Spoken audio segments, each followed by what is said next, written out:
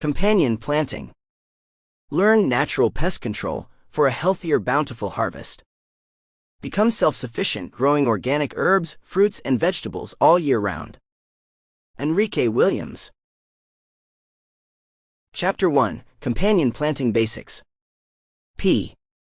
Plants talk to each other. That sounds like some new-age sci-fi mumbo-jumbo, but it's true.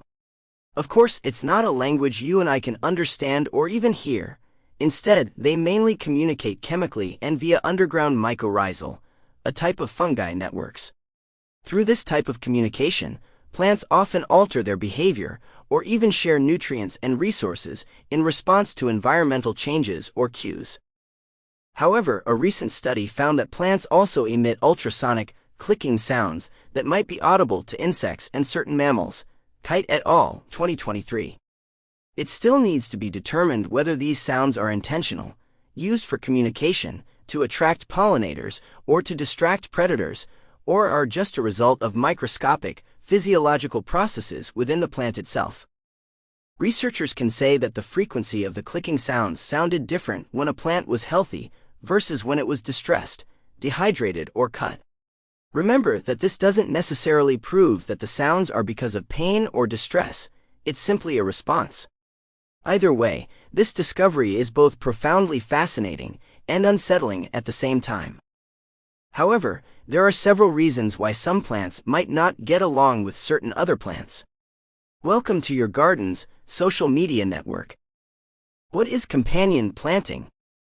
When you think of a garden, you envision traditional monocultural farming practices. Everything you plant is separated. There's an allocated spot or garden bed for your beans, far away from your tomatoes, and so on. However, monocultures are destructive for many reasons.